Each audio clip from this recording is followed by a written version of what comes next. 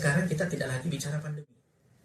Kita sekarang bicara tentang bagaimana pandemi ini menciptakan arah kehidupan baru dalam sejarah umat manusia di planet ini. Ini yang sekarang sedang terjadi. Dan sebagian dari peta jalan itu sudah kelihatan. Bagian dari peta jalan lain belum kelihatan. Bagian pertama dari peta jalan yang sudah kelihatan dari pandemi ini adalah krisis ekonomi. Ya kan? Ini kan sudah terjadi sekarang ini. Dan ini salah satu nanti yang akan kita lihat di dalam waktu dekat dan jangka menengah ini. Ini adalah proses penyelesaian misalnya dalam krisis ekonomi ini, karena di sini kita melihat permintaan. Ini kan orang lockdown semuanya, nggak ada yang kerja, ya kan? Ini permintaannya turun, supply-nya turun.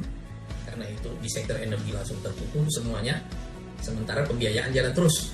Dan oleh karena itu kita punya masalah, utangnya besar, tidak ada alat pembayarannya. Karena tidak ada pendapatan, dan karena itu hampir semua negara nanti akan mengalami persoalan public debt, utang besar. Dan saya kira Indonesia sekarang on the way ke situ. Sekarang sudah ada beberapa negara yang gagal bayar. Ini ada Argentina, ada Lebanon, dan saya kira Jordania, dan ini ada satu analisa bisa mungkin ada nanti bisa sampai 100-an negara yang antri minta bantuan sama IMF. Ini artinya pandemi ini sudah masuk ke satu tahap nih, krisis nih.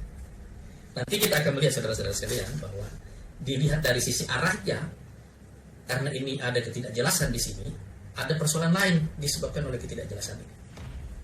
Yaitu apa yang kita sebut di dalam political game itu adalah siapa yang menjadi the winner dan the loser.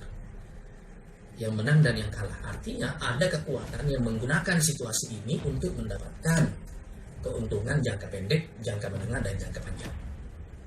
Sekarang kalau kita bawa situasi pandemi ini dalam perspektif perang supremasi yang sudah berlangsung antara kekuatan utama global, khususnya antara Amerika dengan dengan Tiongkok.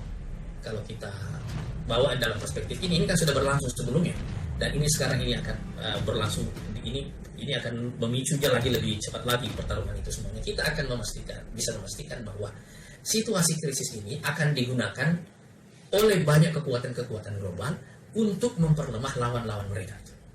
Dan karena itu akan banyak kekuatan di dunia ini yang berkepentingan krisis ini berlangsung lebih lama daripada yang kita duga. Dan salah satu sebab mengapa nanti krisis ini akan berlangsung lebih lama, di samping sebab-sebabnya secara objektif memang ada, juga karena ada kekuatan yang memanfaatkan sebab-sebab objektif itu untuk membuat krisisnya berlangsung lebih lama. Dan oleh karena itu, salah satu yang saya bayangkan, setelah rute kedua ini dilewati dari pandemi kepada krisis ekonomi, yang akan terjadi itu nanti adalah krisis sosial. Sebab krisis ini akan berlangsung dan tidak ada satu solusi jangka pendek yang bisa menyelesaikan masalahnya. Ini akan terjadi krisis sosial, pergolakan di mana-mana di dalam negeri, dan sekarang satu persatu sudah mulai kita lihat. Kemudian yang selanjutnya dia akan masuk kepada krisis yang lebih besar, yaitu krisis politik. Dan selanjutnya dari krisis politik itu dia akan masuk ke masalah yang lebih besar, yaitu penataan ulang tatanan dunia. Nah, jadi saudara-saudara sekalian, kalau kita lihat rute krisis yang kita hadapi sekarang ini sudah berlangsung dari sini nih. Nah, pembacaan seperti ini saudara-saudara sekalian membuat kita meletakkan krisis ini dalam satu horizon yang sangat luas, dan karena itu ini bukan alat untuk menjadi pesimis, enggak. Tetapi membaca fakta secara apa adanya terlebih dahulu secara saintifik itu membantu kita nanti menghadapinya. Kalau kita sudah lihat masalah ini dan rutenya dia akan mengalir kemana, ya, seperti ini, nanti kita akan lebih bisa menentukan solusinya. Tapi sebelum kita sampai kepada solusi itu, tahapan yang keduanya adalah menentukan apa yang disebut dengan kepentingan strategis kita. Misalnya kita bicara dalam konteks Indonesia, kita bicara tentang apa kepentingan strategis kita yang harus kita pertahankan karena ini menyangkut eksistensi dan kemampuan bangsa kita untuk bertahan dan terus bertumbuh. Jadi kita definisikan, dan kepentingan itu biasanya ada value, ada yang sifatnya nilai yang tidak boleh kita korbankan, dan ada yang sifatnya kepentingan material tapi bersifat sangat strategis. Dengan membuat definisi atas kepentingan kita ini, saudara sekalian, kita pertama kali lihat ini ada arus yang sedang berjalan begini. Sekarang kita posisi kita seperti ini, dan ini hal-hal yang harus kita pertahankan. Barulah kita masuk yang ketiga, poin yang ketiga, dan ini yang intinya, yang inti pesan daripada kajian kita malam ini, yaitu melakukan yang disebut dengan strategic innovation, inovasi strategis. Dalam situasi seperti yang kita kita hadapi sekarang ini, yang diperlukan itu adalah inovasi strategis. Kalau tidak ada inovasi strategis di sini, saudara-saudara sekalian, semua pembicaraan teknis ini itu akan kehilangan arah, itu akan kehilangan jalan kita nanti. Sebab ini yang memberikan. Sekarang buat peta masalahnya dulu, sejauh mana ini akan berjalan. Setelah itu definisikan kepentingan kita, misalnya kepentingan nasional kita secara keseluruhan kita definisikan. Dan melihat sini kontraksinya akan terjadi di mana dan bagaimana kontraksi itu akan menyebabkan kita mampu survive atau tidak. Nah, setelah itu baru kita merumuskan. Disitulah letak tantangannya.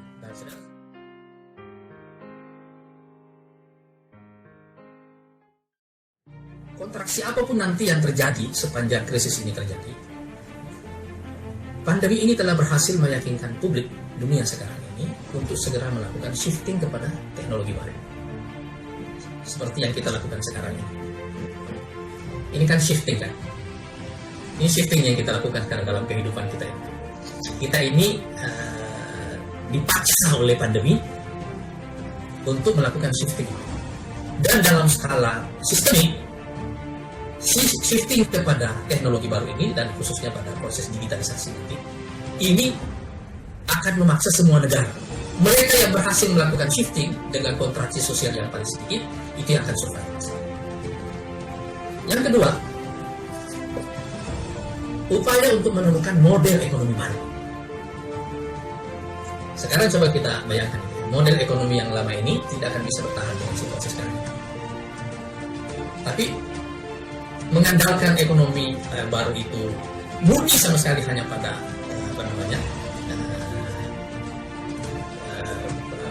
proses digital misalnya, itu juga tidak akan menyelesaikan masalah. Sebab itu banyak banyak kendalanya dan fakta-fakta yang tidak bisa diselesaikan juga seluruhnya oleh pendekatan atau shifting teknologi ini. Dan karena itu sebuah kombinasi dalam model ekonomi baru itu secara otomatis mutlak diperlukan. Siapa yang berhasil merumuskan model ekonomi baru ini, dia akan survive dalam situasi ini. Dan yang ketiga, saudara-saudara sekalian, secara pasti konflik supremasi yang sudah terjadi sebelum pandemi ini datang itu akan berkembang jauh lebih cepat. Dan mungkin akan banyak kejutan yang kita dengarkan di hari-hari yang akan datang tentang pertarungan antara Amerika dengan Tiongkok ini. Tetapi saya ingin mengatakan bahwa implikasi paling besar nanti daripada konflik geopolitik ini antara dua kekuatan supremasi ini adalah di tahun-tahun yang akan datang kita akan menyaksikan proses pembentukan ulang aliansi-aliansi strategis global. Saya ulangi kembali. Di tahun-tahun yang akan datang kita akan menyaksikan pembentukan ulang aliansi-aliansi strategis global. Jadi yang pertama itu ada shifting pada teknologi, yang kedua adalah pada model ekonomi baru, yang ketiga adalah pada pembentukan aliansi-aliansi strategis global. Mereka yang berhasil ada pada tiga jalur ini, inilah yang akan masuk di tahapan yang keempat nanti, di poin yang keempat, yaitu menulis ulang aturan main hubungan internasional atau tatanan dunia. Jadi nanti akan ada new rule dalam aturan baru dalam hubungan internasional yang menjadi pengganti terhadap pola hubungan internasional yang sekarang ini ada. Tetapi ini masih belum sekarang. Ini akan menuju nanti ke sana. Cuma pengantar-pengantar utamanya itu adalah pada ini tadi. Tiga tahapan utama tadi. Yaitu kalau shifting terhadap teknologi itu terjadi. Yang kedua itu adalah model ekonomi baru, dan yang ketiga pembentukan aliansi-aliansi global baru, dan yang kedua adalah aturan-aturan global baru atau new rules of the game. Nah, saudara-saudara sekalian, 4 poin itulah yang saya maksud tadi dengan ide tentang strategic innovation. Dan tantangan besar bagi bangsa Indonesia sekarang ini itu adalah kemampuan melakukan inovasi strategis pada 4 poin itu tadi.